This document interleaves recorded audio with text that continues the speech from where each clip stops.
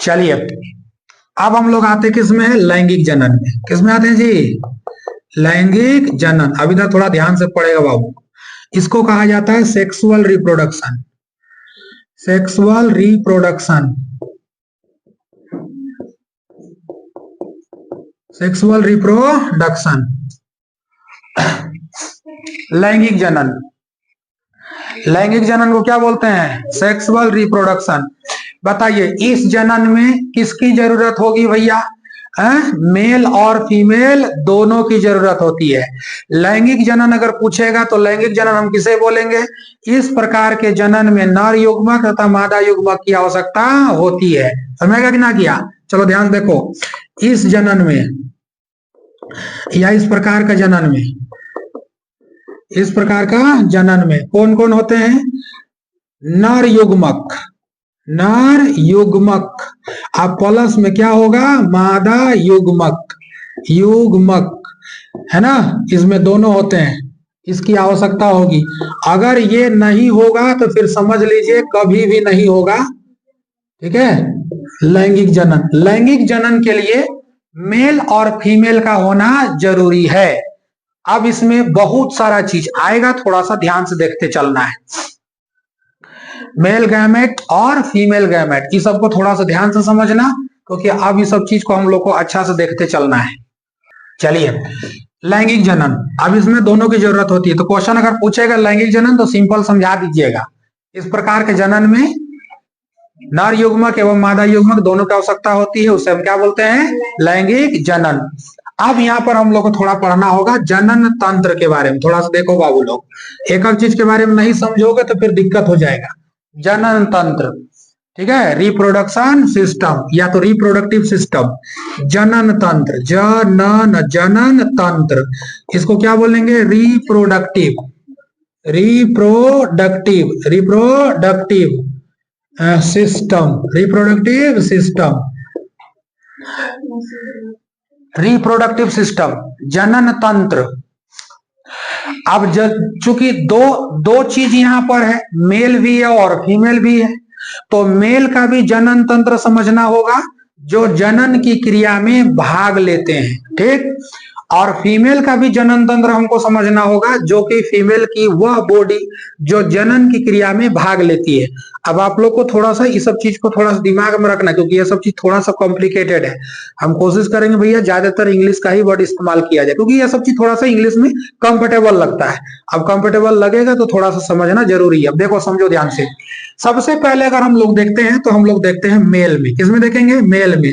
इसको हम कह सकते हैं पुरुष जनन तंत्र। क्या बोलेंगे इसको, पुरुष जनन तंत्र, पुरुष जनन तंत्र। सिंपल से बोल सकते हैं मेल रिप्रोडक्टिव, क्या बोल सकते हैं, फीमेल हो गया कि मेल हो रहा है, male reproductive system, reproductive system, ठीक है, SYSTM, रिप्रोडक्टिव सिस्टम।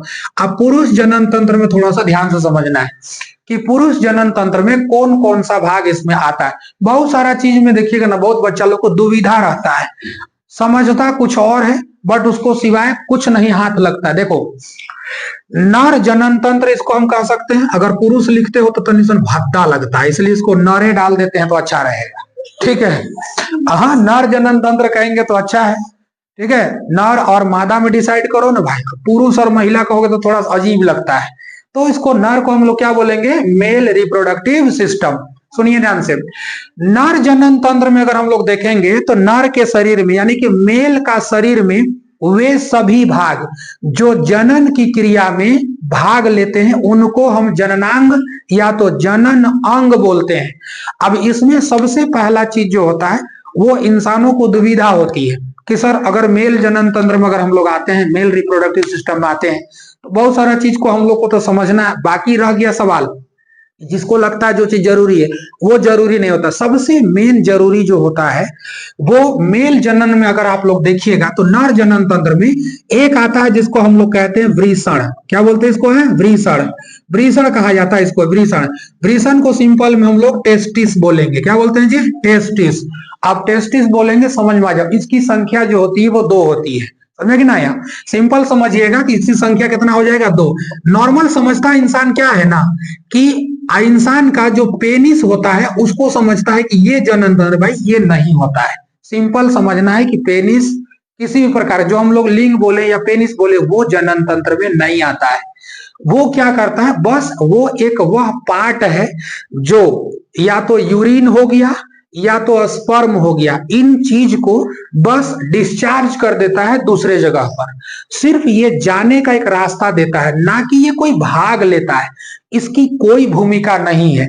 जिस प्रकार से मेल की बॉडी में पेनिस का कोई भूमिका नहीं होती है, उसी प्रकार में ठीक अगर आप फीमेल की बॉडी देखिएगा तो वहां भी देखिएगा ना, तो वहां भी देखिएगा तो जो वजाइना है जिसको हम लोग बोलते हैं उसका कोई भी रोल नहीं है, कोई रोल नहीं होता।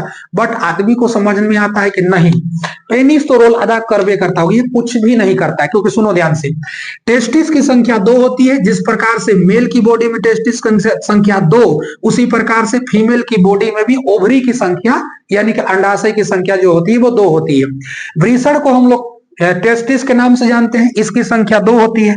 इसका सबसे खास बात यह है कि इसका जो नीचे वाला हिस्सा होता है इसको हम लोग अर्धवृषण बोलते हैं, और यही वृषण जो होता है उसमें स्पर्म का निर्माण होता है। स्पर्म यानी कि शुक्राणु का निर्माण होता है। ठीक है, किसका निर्माण होगा, स्पर्म का। स्पर्म यहाँ पे बनता है। स्पर्म का निर्माण कहीं नहीं होगा बल्कि टेस्टिस में होगा। अब एक बात बताओ, अगर जिस व्यक्ति में अगर टेस्टिस ही ना रहे, कुदरत का भाई जन्म अगर ऐसा हो जाए किसी मेल की बॉडी में टेस्टिस ही ना दे, अब उसके अंदर स्पर्म ही नहीं मिलेगा। अब जब स्पर्म ही नहीं बनेगा तो वह व्यक्ति जो है साइंस के अकॉर्डिंग किसी दूसरे फीमेल की ओर अट्रैक्टिव हो ही नहीं सकता है। कोई चांस नहीं है, कोई चांस ही नहीं है। रीजन क्या है कि उस समय पर जब स्पर्म नहीं बनेगा तो जिस व्यक्ति में भी स्पर्म की संख्या नहीं है, इसकी संख्या बहुत होती है, जब पूरा भी डीप में आएंगे तो बताएंगे पूरा, बट अभी समझो इसको। अगर ये नहीं होगा तो कोई भी इंसान अगर फादर बनना चाहता है, पिता बनना चाहता है, नहीं हो पाएगा। रीजन क्या है, क्योंकि अगर टेस्टिस नहीं होगा स्पर्म नहीं होगा, स्पर्म नहीं होगा फीमेल की बॉडी का ओवम से नहीं मिलेगा। अब जब नहीं मिलेगा तो फिर हम लोग का फर्टिलाइजेशन नहीं होगा। अब जब निषेचन ही नहीं होगा, फर्टिलाइजेशन नहीं होगा, तो फिर किसी भी जाइगोट का निर्माण नहीं होता है, कोई भ्रूण बनेगा ही नहीं। तो फिर वैसा कंडीशन में कोई भी पुरुष बाप नहीं बन सकता है। सेम कंडीशन फीमेल पे है। अगर किसी फीमेल की बॉडी में अगर ओवरी नहीं है, ओवरी नहीं है तो ओवम नहीं बनेगा। अंडाशय ही नहीं है तो अंडाणु बनेगा कैसे, नहीं बनेगा। सिंपल। जो बीच के लोग होते हैं ना, जिनको हिजड़ा कहा जाता है, उनके शरीर में आप देखिएगा, चाहे वो अगर मेल होगा या फीमेल होगा, अगर मेल होगा ना तो स्पर्म नहीं होगा, तो वो बेचारे बाप नहीं बन सकते हैं। इसलिए उनको एक अलग कैटेगरी में, ट्रांसजेंडर के कैटेगरी में रखा गया है। किसी आप देखिएगा ट्रांसजेंडर अगर कोई महिला होगी ना, उस महिला से अगर आप पूछिएगा कि आप लोग मां क्यों नहीं बन सकते, सिंपल समझाएगी कि शरीर में कोई परिवर्तन नहीं। जो एक फीमेल की बॉडी होती है एग्जैक्ट उस ट्रांसजेंडर की भी बॉडी होगी, कोई अंतर नहीं है। बस यही होता है कि एक पार्ट कुदरत जो है एक्स्ट्रा देता है फीमेल को, जो ओवरी बोलते हैं हम लोग है, लेकिन वो ओवरी जो होती है वो ट्रांसजेंडर के पास में नहीं होती है। सिर्फ एक ही कारण है, और इस वजह से वो लोग मां नहीं बन सकती है। तो इतना से एक छोटा सा सिंपल है भैया, ज्यादा कोई लॉजिक इसमें है ही नहीं है। ठीक है, तो इसको हम बोलते हैं वृषण, जिसको हम लोग बोलते हैं टेस्टिस। तो स्पर्म का जो निर्माण करता है वो कौन करता है, टेस्टिस करता है। स्पर्म का निर्माण किसमें होगा, टेस्टिस में। अब रीजन ये है कि स्पर्म का जो, अब इसमें हम जाएंगे अभी, तो आप लोग को हम जब नसबंदी उसबंदी थोड़ा सा उधर पढ़ेंगे ना तो हम लोग देखेंगे टेस्टिस का जो नसें होती है ना, उसको हम लोग, ये नस जो होती है इससे कनेक्टेड होती है, और एक गोल ब्लाडर हम लोग का नीचे होता है जिसमें हमारा यूरिन आके जमा रहता है, उसकी भी नसें इसी से होती है। तो टेस्टिस क्या करता है, टेस्टिस मतलब अगर नहीं रहेगा तो किसी व्यक्ति की ओर या किसी फीमेल की ओर ये अट्रैक्शन भी नहीं हो सकता है। कभी आप देखिएगा बकरी उकरी को देखिएगा ना, जैसे कोई खसी उसी रहेगा, तो अगर बकरा अगर है तो समझिए फीमेल बकरी को अट्रैक्शन होगा, लेकिन कोई खसी होता वो नहीं होता। क्यों भैया, कि उसका टेस्टिस से निकाल दिया जाता है। सिंपल सा सवाल है। अब उसमें अगर स्पर्म नहीं बनेगा तो भैया उसका दिमाग भी, उसको कोई दिमाग में उसका कुछ चलेगा ही नहीं, यानी कि वो कोई तरह से वो एक्टिव नहीं होगा। अब इस कंडीशन में अगर हमारा यूरिन है तो यूरिन को निकाला अगर जाएगा तो इसी रास्ते से निकलेगा। अगर स्पर्म को निकालना है तो स्पर्म भी इसी रास्ते से निकलेगा। इसीलिए याद रखिएगा पेनिस का उतना कोई रोल होता नहीं है। समझ में गया ना? पेनिस बस एक रास्ता है जो स्पर्म को और यूरिन को दोनों को क्या करता है, बाहर करता है, डिस्चार्ज करता है, बस। अब ये कहीं भी हो सकता है, बट इसका काम बस है स्पर्म को बनाना। तो सबसे महत्वपूर्ण अंग जो है याद रखिएगा मेल बॉडी में, ठीक है, मेल बॉडी में जो होता है सबसे बेहतरीन अंग जो होता है उसको हम क्या बोलेंगे, टेस्टिस। अगर ये ना हो, और इसकी खासियत समझिए ध्यान से, क्योंकि ये जो होता है ना ये आउट ऑफ द बॉडी होता है, ये शरीर के बाहर होते हैं। रीजन क्या है? क्योंकि स्पर्म बाबू बहुत ठंडा होता है। स्पर्म जो होता है ना ये बहुत ठंडा होता है, लगभग 30 डिग्री के आसपास इसका टेम्परेचर होता है। इसका 30 डिग्री के टेम्परेचर होता है, ये ठंडा होता है। रीजन क्या है कि हमारा शरीर के अंदर का जो बॉडी का टेम्परेचर वो 37 डिग्री टेम्परेचर होता है, 37 डिग्री टेम्परेचर होता है। और हम लोग का शरीर में अगर आप टच करते हैं या आप छूते हैं तो आपको हीट महसूस होगा। रीजन क्या है? क्योंकि बॉडी का टेम्परेचर ना, बॉडी का टेम्परेचर 37 डिग्री सेल्सियस है और सीधे टेम्परेचर 7 डिग्री घट के चला आता है नीचे। इसलिए इसको स्पर्म को या टेस्टिस को बाहर कुदरत फिट किया और इसका मात्र टेम्परेचर 30 डिग्री होता है, इसलिए स्पर्म ठंडा होता है। अगर स्पर्म अगर मेल की बॉडी के अंदर से निकलता ना तो फिर ये 37 डिग्री टेम्परेचर होता है, फिर इसकी थोड़ा सा हीट इसमें हल्का फुल्का देखा जाता। बट ये ठंडा इस वजह से होता है क्योंकि ये आउट ऑफ द बॉडी है, और आउट ऑफ द बॉडी होने की वजह से ये स्पर्म ठंडा होता है। तो कभी भी देखिएगा स्पर्म को पूछेगा तो स्पर्म ठंडा होने का रीजन यही है कि टेस्टिस की जो संख्या है वो 2 होने की वजह से, और ये बाहर है, तो बाहर है भैया, तो बाहर का टेम्परेचर तो वैसे भी कम रहेगा। अब जैसे हमारा ब्लड है तो ब्लड निकलता है शरीर के अंदर से, ब्लड देखिएगा शरीर के अंदर से निकलता है। भाप देखिए, ठंडा में आप बोलिएगा तो भाप निकलेगा, ठीक है, भाप निकलेगा, वो गरम गरम निकलेगा। हम सांस छोड़ते हैं तो वो गरम निकलता है। रीजन क्या है? शरीर के अंदर टेम्परेचर ना बहुत डेंजर है, और जब वो निकलता है तो फिर समझ लीजिए वो गर्म निकलता है। बट ये आउट ऑफ द बॉडी है। तो स्पर्म की कुछ कुछ नेचर है जिसको हमको समझना बहुत जरूरी है। स्पर्म की संख्या अगर देखिएगा तो एक बार में अगर कोई व्यक्ति स्पर्म निकालता, सपोज दैट, अगर ये सब चीज देखिए लड़कों के लिए सब चीज बहुत जरूरी है। अब जिसका बॉडी उसी को टेंशन, ठीक, बाकी तो भैया जिसका जिसका घर में रोटी नहीं है उसको उसी को टेंशन होगा ना, जिसका घर में सब कुछ है उसको टेंशन काहे का होगा। समस्या सुनिए ध्यान से, अगर टेस्टिस अगर स्पर्म बना रहा है और ये लगभग लगभग 13 से 14 साल की एज में लगभग लगभग होना स्टार्ट हो जाता है, ठीक है। 14 साल से 15 साल लड़कियों का ओवम जो है यानी कि फीमेल बॉडी में ओवम जल्दी बनता है, ओवम जल्दी बनता है, और ओवम जल्दी बनेगा। खैर उसमें हम लोग जब आएंगे पार्ट्स में तो क्लियर कराएंगे पूरा, बट यहाँ अभी हम लोग देख रहे हैं तो फीमेल की बॉडी में लगभग 12 साल की एज माना जाता है, 12-13 साल। 1-2 साल मेल की बॉडी में इसकी संख्या तुलना में थोड़ा ज्यादा होता है। 14 साल की एज में ये बनना स्टार्ट होता है। अब क्या होगा देखिए, स्पर्म अगर टेस्टिस में बन गया तो फीमेल की बॉडी में कुछ अलग टाइप होता है, यहाँ की बॉडी में कुछ अलग होता है। अगर स्पर्म बन गया तो स्पर्म अगर बन रहा है, अगर मान के चलिए कोई नहीं निकाल रहा है, एक तो हो गया कि इसका भाई साहब 15 साल 18 साल में, अब मान के चलिए इसका मैरिज हो गया, शादी ब्याह हो गया इसका, अगर उस दरमियान या उस कंडीशन में अगर इसका स्पर्म अगर जा रहा है या काउंट हो रहा है या निकल रहा है वो अलग अलग मैटर है। बट रीजन कभी कभी क्या होता है कि कोई कोई का इंसान का आदत या मेल का आदत ऐसा हो जाता है कि जब स्पर्म ज्यादा होता है ना बॉडी में तो उसको एकदम अजीब लगता है, तो इंसान उसको जबरदस्ती कुछ करके निकालता है। इस चीज को हम कह सकते हैं मास्टरबेशन करता है। इसको साइंस में कहा गया। ये अगर लिमिट कंडीशन में हो तब तो ठीक है, और अगर लिमिट से ज्यादा हो गया फिर समझ लीजिए कि दिक्कत होगा। दिक्कत क्या होगा, जितना यहां से स्पर्म निकलेगा बाहर ये क्या होगा, धीरे धीरे पतला होते जाएगा, और पतला स्पर्म में ताकत बहुत कम होता है, क्योंकि बाबू स्पर्म को ना बहुत आगे जाना पड़ता है। स्पर्म को आप देखोगे ना तो इस प्रकार का दिखता है, अगर आप स्पर्म को जूम करिएगा तो इस प्रकार का दिखता है, और स्पर्म को गति करके जाना पड़ता है। यह स्पर्म को जैसे मान के चलिए अगर कोई फीमेल है या कोई मेल है, अगर ब्याह शादी हो गया, अगर हम लोग अगर बाल बच्चा की प्लानिंग करता है तो ओवम से अगर स्पर्म को जाना है मिलने के लिए तो स्पर्म जाएगा ना कि ओवम आएगा।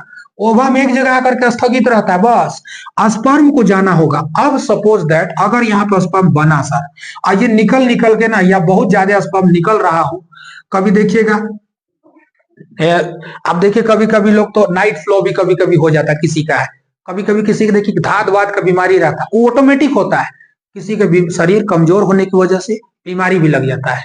तो ये चीज से इंसान परेशान रहते हैं, उनका शरीर धीरे धीरे वजन घटेगा, शरीर में ताकत नहीं आएगा, अजीब टाइप का उनका चेहरा उरा भी गिरा गिरा लगेगा, मतलब उसका फ्रस्ट्रेशन में वो रहेगा, टेंशन में, बाल झड़ना चालू हो जाएगा, अजीब होगा। अब उसको शादी ब्याह करने के लिए कहोगे तो टालेगा, वो अपना मजबूरी नहीं बताए, वो टालेगा, ये है वो है ऐसे वैसे। अगर कुछ दिक्कत है तो बताओ, क्योंकि इस सब चीज का शुरुआती में इलाज बेहतरीन होता है। अगर आप इस चीज को अगर देर कर देते हो तो फिर बहुत परेशानी है। बहुत फीमेल लोग अब मेरी माँ के पास आती है, हम लगभग मतलब घर में दवा बना करके दे देता है, जिसका भी प्रॉब्लम रहता है, एक एक दो को तो ऐसा तो सुख सुख एकदम लपटी जैसा हो गई पूरा, देख के इंसान जान जाता है क्या प्रॉब्लम है, पूछेगा इंसान। अब ये सब चीज नहीं बताओगे, क्योंकि सब चीज आपका चीज है, आप नहीं बताओगे तो फिर इस चीज को आपसे मतलब कोई नहीं पूछने वाला है, आपको ध्यान देना पड़ेगा। अब सपोज दैट मानिए स्पर्म पतला हो गया, स्पर्म के पास ताकत नहीं है, स्पर्म के पास ताकत नहीं, अगर वो अगर चाहता है कि हम पिता बने तो भाई ठीक है, पेनिस तो स्पर्म निकाला, या तो ये आपका टेस्टिस स्पर्म बनाया, पेनिस निकाल करके यूट्रस में डिस्चार्ज कर दिया फीमेल का, बट अब डिस्चार्ज होने के बाद ओवम इंतजार कर रहा है इसको ओवरी में, फैलोपियन ट्यूब में, डिंबवाहिनी नली में, ये स्पर्म को दौड़ के जाना पड़ेगा आगे, और एक बार में स्पर्म लगभग लगभग 7 ml निकलता है पुरुष के बॉडी से। अगर ठीक ठाक अगर स्पर्म निकलता है तो 7 ml एक बार में निकलता है, और यहां करोड़ों की संख्या में होता है कौन स्पर्म, करोड़ों की संख्या में। अब एक स्पर्म को, किसी एक स्पर्म को, ठीक ठाक स्पर्म को, मतलब बढ़िया ताकतवर स्पर्म जा करके अगर ओवम से मिल गया तो फिर समझ लो फर्टिलाइजेशन हो गया। ये नहीं कि 7 ml की, करोड़ों है तो सब करोड़ों को देगा, चला हो सब मिलते हैं, ऐसा नहीं होगा। किसी एक स्पर्म किसी एक ओवम से मिलेगा, बस समझ लो फर्टिलाइजेशन हो गया। बाकी सब स्पर्म जो होते हैं वो मर जाते हैं 1 से 2 घंटे 3 घंटे के अंदर में, कोई इधर जाएगा, कोई उधर जाएगा, कोई उधर जाएगा। तो फर्टिलाइजेशन जब पढ़ेंगे निषेचन और क्लियर से समझेंगे, बट ये जाएगा। अगर ये स्पर्म कमजोर है तो सीधे इफेक्ट इसका बच्चा पे पड़ेगा, बच्चा रोगी बनेगा, बीमारी होगा उसको उलट सुलट, 50 तरीका का बीमारी होगा उसको। ये रीजन है भाई इसके वजह से। अब हाँ, अब कहेगा सर अगर मान के चलिए कोई स्पर्म निकाले ही ना, वैवाहिक जीवन से पहले अगर कोई स्पर्म निकाले ही ना, उसका बॉडी और स्ट्रांग होता है, बट कभी कभी ये आप ऑटोमेटिक समझते हैं तो ऑटोमेटिक निकल सकता है, ये जरूरी नहीं कि आप निकाले तो ही निकलेगा। लेकिन अगर बन रहा है और 1 महीना अगर स्पर्म हो गया नहीं निकला बाहर, ये आपका शरीर में और खूबसूरती लाता है, शरीर में या चेहरा में ग्लोनेस या ये सब और खूबसूरती लेकर के आता है, क्योंकि ये स्पर्म जो है ना, ये बॉडी में संलयित होकर मिलके पूरा उसी में क्या होता है, एडजस्ट हो जाता है। अब इसमें थोड़ा सा शरीर में और भरा भरा सा लगेगा, अच्छा लगेगा, मतलब अच्छा खासा हो जाएगा। बट फीमेल की बॉडी में ऐसा नहीं होता है। फीमेल की बॉडी में अगर एक तरफ मेल की बॉडी में स्पर्म बन रहा है, फीमेल की बॉडी में ओवम बन रहा है, ओवम नहीं होगा, महीना भर में वो निकलेगा। उसका एक ही नेचर है, मेंस्ट्रुएशन साइकिल होगा जिसको हम लोग मासिक चक्र बोलेंगे, वो निकलेगा ही निकलेगा, इसका कोई ये नहीं है तोड़, ब्लड का शकल में वो निकलेगा ही निकलेगा। 3 से 4 दिन 5 दिन का इसका अवधि रहता है, वो जब हम लोग पढ़ेंगे वहां तब और क्लियर करेंगे उधर जाके। तो ये हम लोग का ये हो गया स्पर्म। स्पर्म की जो बनने का कहानी है वो कहाँ बनेगा, टेस्टिस में। कहाँ बनेगा, टेस्टिस। टेस्टिस का संख्या कितनी होती है, 2। इसी स्पर्म को हम कहते हैं शुक्राणु। क्या बोलेंगे इसको, शुक्राणु। क्या बोलेंगे इसको, शुक्राणु। और इसी शुक्राणु को कहा जाता है नर युग्मक। समझ में आ गया कि नहीं आ गया, इसी शुक्राणु को क्या बोला जाता है, नर युग्मक। अगर इंग्लिश में बोलेंगे सर तो इंग्लिश में बोलेंगे तो मेल, और युग्मक को कहा जाता है गैमेट। क्या बोलेंगे, गैमेट। क्या बोलेंगे, गैमेट। तो मेल गैमेट मतलब समझ लेना स्पर्म। स्पर्म का मतलब शुक्राणु। कितना निकलेगा एक बार में, 7 ml। बनता कहां पर, टेस्टिस में। संख्या कितना, 2। समझ रहे हैं, पेनिस का कोई रोल नहीं। समझ में क्या गया, कोई रोल नहीं है उसका, बस यूरिन और आपका जो स्पर्म उसको बाहर डिस्चार्ज करने काम है। बाकी अगर स्पर्म होगा, और स्पर्म के अंदर माइटोकॉन्ड्रिया होता है, स्पर्म के अंदर जो होता है माइटोकॉन्ड्रिया होता है जो इसको ढकेल के आगे लेके चलता है। माइटोकॉन्ड्रिया में अगर एनर्जी नहीं होगा तो फिर इसको ढकेलेगा कैसे? क्योंकि फैलोपियन ट्यूब जो होता है ना, जिसको हम लोग ओवरी कहते हैं, तो ओवरी में बाबू ये आपका जो ओवरी बनेगा, तो इस ओवरी में, इसमें बस यहाँ पे ये आपका हो गया ओवरी, इसको हम लोग क्या बोलेंगे? गर्भाशय। ये वाला भाग आपका हो गया ओवरी, यानी कि बोलेंगे अंडाशय। ये भी हो गया इसकी संख्या। तो ये वाला जो नली दिख रहा है ना, इस नली को हम कहते हैं फैलोपियन ट्यूब, एफटी, डिंब वाहिनी नली। ठीक है, ये हो गया और ये भी हो गया। प्रत्येक महीना ये अलग अलग होता है, ये फीमेल बॉडी में। तो जब फीमेल बॉडी में आएंगे तो देखेंगे, एक महीना अगर इधर ओवम तैयार हुआ, तो जो विकसित ओवम है वो इस जगह पे आकर के इंतजार करेगा किसी स्पर्म का। अगर मान के चलिए, अगर किसी फीमेल का अगर विवाह हो गया है, अगर उस कंडीशन में अगर समलैंगिक अगर होता है, सेक्सुअल का कोई भी रिएक्शन अगर होता है, तो स्पर्म अगर आएगा, क्योंकि पेनिस डिस्चार्ज कर देगा कहां पर? ओवरी पर। ठीक, ये आपका गर्भाशय जिसको हम लोग बोलते हैं, जिसको हम लोग ये बोल सकते हैं यूट्रस, यूट्रस पे आ गया यहाँ। अब स्पर्म को खुद जाना है कि भाई किधर जाना है। 7 ml में करोड़ों स्पर्म है, कोई कोई स्पर्म इधर इधर ट्रैवल कर देगा, यही बजरा थोसरा के घंटा मर जाएगा। ओवम मिला, इसको नहीं मिला। कोई कोई इधर गया, कोई कोई इधर गया, कोई कोई इधर गया। तो ऐसा थोड़ी है, कोई एकाध स्पर्म होगा जो इस दिशा में अपना गति को करेगा आगे। और जैसे आकर के स्पर्म मिला ओवम से, यहीं पे ये बन जाता है जाइगोट, आगे बन जाएगा। ठीक है, इसको हम लोग गैमेट और इसको हम लोग बोलेंगे जाइगोट। ये बन गया युग्मनज। क्या बन गया? युग्मनज। तो युग्मनज कब मिलेगा? जब नर युग्मक मिल जाएगा मादा युग्मक से तब। अब देखो यहां से ट्रैवल करके यहां तक इसको आना है, समझ में ना? यहां से ट्रैवल करके यहां तक इसको आना है। इसीलिए कहा जाता है कि भाई आप इस चीज को ध्यान में रखें, और ये चीज आगे जाके और दिक्कत होता है, बहुत परेशानी का सबब बनता है। किसी किसी का तो पूरा जिंदगी खराब हो जाता है। ये सब चीजों को खैर ध्यान रखना है। अभी सब चीज अगर पढ़ा लिखा इंसान अगर ध्यान नहीं रखेगा तो बैल लोगों का समझ में आएगा, कुछ समझ में नहीं आएगा सब। ये जरूरी है। तो फैलोपियन ट्यूब में मिलता है। अब इनका बॉडी जो है ये बनेगा 1 महीना के बाद। अब इस इधर बनेगा ये, अब इधर बने, क्योंकि इधर वाला सान, अगर फैलोपियन ट्यूब में अगर ओवम शुक्राणु से मिला तब तो ठीक है, तब तो निषेचित होकर के यहां से भ्रूण बनेगा।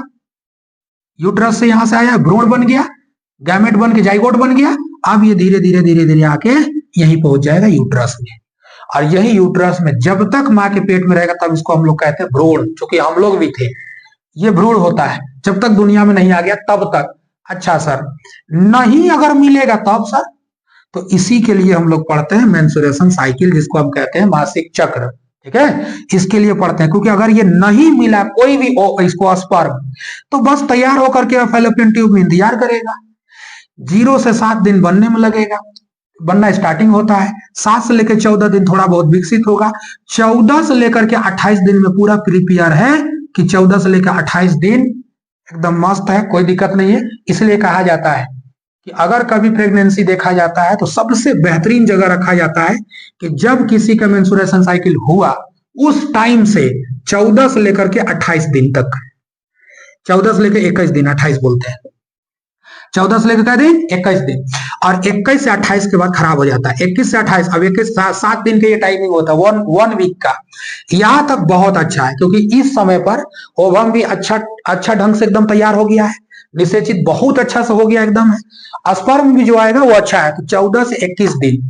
अब ये अलग अलग फीमेल की बॉडी में अलग अलग होती है। ठीक है, तो हम लोग जब उसमें देखेंगे तो पता चलेगा। अब किसी का 5 तारीख है, तो किसी का 10 है, तो किसी का 18, तो वो चीज काउंट करके उन लोग को पता रहता है। बाकी जिनका है वो अपना अपना बॉडी में सबको पता रहता है कि हमारा कब है या नहीं। ये सब चीज ज्ञान का चीज है, जरूरी है, क्योंकि तो सब चीज में धोखा खाता। कभी कभी किसी का मतलब होता ही नहीं है, ये भी एक समस्या है। कभी कभी किसी का नहीं होता है, तो ये भी एक समस्या है। खैर इस फीमेल बॉडी या उसमें आएंगे तो हम लोग पढ़ेंगे। अभी हम लोग इसको क्लियर करके आगे निकलते हैं। तो वृषण में पूछेगा, तो वृषण में समझ जाना क्या हो गया, बताओ। टेस्टिस की संख्या कितना हो गया? 2। तो वृषण पूछेगा टेस्टिस, ठीक है, ऐसे लिखते थे टेस्टिस। तो बताइए टेस्टिस, इसकी संख्या पूछेगा तो कितना होती है बाबू लोग? 2 होती है। टेस्टिस की संख्या कितनी होती है? 2 होती है। ठीक है, शरीर के बाहर के अंदर, बोलो। शरीर के बाहर, शरीर के बाहर बोलिए, इसका टेम्परेचर कितना होता है? लगभग 30 डिग्री के आसपास। कितना डिग्री होता है? 30 डिग्री के आसपास होता है। ठीक है, कोई दिक्कत? चलिए आगे बढ़ा जा। इसका मेन कार्य क्या होता है? कार्य क्या होता है बताइए, दो चीज को ये बनाता है। कार्य क्या होता है, दो चीज को बनाता है। ये किसको बनाएगा, शुक्राणु को बनाता है। शुक्राणु, शुक्राणु को क्या बोलेंगे, स्पर्म। क्या बोलेंगे इसको, स्पर्म। तथा एक और बनाता है जिसमें मेल में निकलता है, इस हार्मोन को कहते हैं टेस्टोस्टेरोन। टेस्टोस्टेरोन, ठीक है, टेस्टोस्टेरोन ये हार्मोन है, टेस्टोस्टेरोन, ठीक है। तो लड़कों में कौन सा हार्मोन निकलता है, टेस्टोस्टेरोन। इसको द्वितीय जनन भी कहा जाता है, मुन्नी लोग याद रखो, इसको द्वितीय जनन भी कहा जाता है। जिस लड़कों में टेस्टोस्टेरोन नहीं बनेगा वो लड़का जवान होगा ही नहीं, समझ में आ गया, वो जवान नहीं होगा। और जिस महिला में एस्ट्रोजन नहीं बनेगा वो महिला नहीं जवान हो सकती है। क्यों, क्योंकि दोनों अलग अलग काम करता है। टेस्टोस्टेरोन या टेस्टोस्टेरोन का जो काम होता है ये मेल बॉडी में 14 साल के एज में बनना स्टार्ट हो जाता है, इसलिए इसको द्वितीय जनन के नाम से जाना जाता है। जब कभी भी देखिए छोटे एज में ना, 0 से लेकर के, हल्ला नहीं करो, 0 से लेकर के 10 से 11 साल के एज में भाई बहन रहेगा ना, इन लोग का दोनों का आवाज सेम रहेगा, दोनों का करतूत सेम रहेगा, बोलेगा तो दोनों का आवाज पतला, दोनों को सेम रहेगा, एकदम सेम, कोई इसमें उलट पुलट नहीं। लेकिन लड़का जैसे ही 14 साल से क्रॉस करेगा इसका आवाज धीरे धीरे भारी हो जाएगा, इसका आवाज ना धीरे धीरे भारी हो जाएगा, एकदम भारी। एक तो जब बोलता है ना तो लगता है कोनो ड्राम को पटक रहे हैं, सोच रहा भाव भाव करता है, नहीं समझे। हाँ, एक तो इतना बोलेगा, ये भाई हम लोग का तो आवाज तनी सा समझो में आता आदमी को है।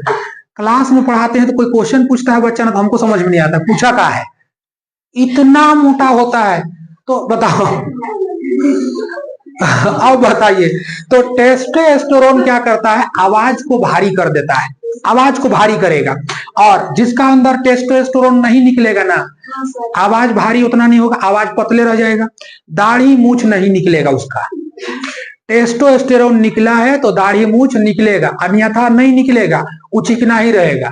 कभी कभी देखिए गांव घर में ऐसा आदमी मिलेगा ना उसका दाढ़ी मूछ है नहीं है, तो टेस्टोस्टेरोन हार्मोन की कमी के कारण, समझ में आ गया कि ना गया, ठीक है। अच्छा, मुहासा वहासा निकलने लगता, देखिएगा दाना उना टाइप का निकलने लगेगा। किसी किसी का तो इतना, हम लोग का तो भैया अपना समय में कटहल टाइप का निकल गया था, कटहल जैसा घुसरी, नहीं समझे, भयानक एकदम। अब फेस बिगड़ता है, गड्ढा उड्ढा कभी होता है हल्का फुल्का है, तो यही सब के कारण होता है, क्योंकि उसमें मवाद भर जाता है और दर्द बहुत हेवी करता है। ये एज में सबका होता है, जैसे जैसे किसी किसी का नहीं होता, किसी किसी को हो जाता है, कोई कोई तो भैया उल्टा सीधा यूज करता तब होता है, निकलता है, बट सबका बॉडी में नहीं होता, हम किसी किसी के बारे में बोल रहे हैं, हल्का फुल्का निकलेगा। अच्छा, फीमेल में, तो फीमेल में एस्ट्रोजन होता है, एस्ट्रोजन होने की वजह से उनकी आवाज और सुरीली हो जाती है, पतली, अच्छा हो जाएगा, और बच्चा से भी आवाज धीरे धीरे धीरे सुरीली हो जाती है। हाँ, किसी किसी महिला में कम होता है ना, तो उसका आवाज पुरुष जैसा हो जाता है समझे। और देखिएगा उनका भी दाढ़ी मूछ हल्का फुल्का निकल जाता है, ठीक है, उनका भी हल्का फुल्का दाढ़ी मूछ निकल जाता है। और एस्ट्रोजन जब निकलेगा तो भारी होगा, त्वचा तैलीय हो जाता है, मतलब त्वचा भी देखिए, स्किन भी देखिएगा तो खूबसूरती आ जाता है, हल्ला नहीं करो। एक तो हो गया कि आप वसा के द्वारा देखिएगा तो त्वचा होता है, एक होता है एस्ट्रोजन के कारण, ठीक है। स्तनों का भी विकास देखिएगा इसी एस्ट्रोजन के कारण होता है, तो एस्ट्रोजन बहुत सारा काम करता है, इसलिए इसको जनन के लिए सबसे महत्वपूर्ण रखा गया, किसको, टेस्टोस्टेरोन और आपका एस्ट्रोजन। तो बताइए, हाँ, टेस्टोस्टेरोन क्या करता है, उत्तेजना पैदा करता है, एक्साइटमेंट, क्लियर हो गया कि नहीं हो गया, एक्साइटमेंट, उत्तेजना, मतलब एक्साइटेड करता है लोगों को। किस, अब भाई मेल है तो मेल को एक्साइटेड करेगा फीमेल की ओर, फीमेल बॉडी है तो फीमेल को एक्साइटेड करेगा मेल की ओर, ये दोनों का एक मतलब एक रेशियो बना हुआ रहता है। तो किसी को भी समझ में ना आए यहाँ पर तो कोई सवाल अगर रहेगा तो पूछ लेना, ठीक है। शुक्राणु का जो निर्माण होता है उसमें एक ग्रंथि होती है जिसको हम लोग बोलते हैं प्रोस्टेट ग्रंथि, क्या बोलते हैं इसको, है प्रोस्टेट ग्रंथि। तो इसका अगर काम पूछेगा, अब दोनों ध्यान से यार, शुक्राणु को ही हम लोग कहते हैं बाबू लोग स्पर्म, क्या बोलेंगे, स्पर्म, शुक्राणु को स्पर्म कहा जाता है। चलो अब तो ठीक है, क्या बोलेंगे इसको, स्पर्म बोलेंगे ना।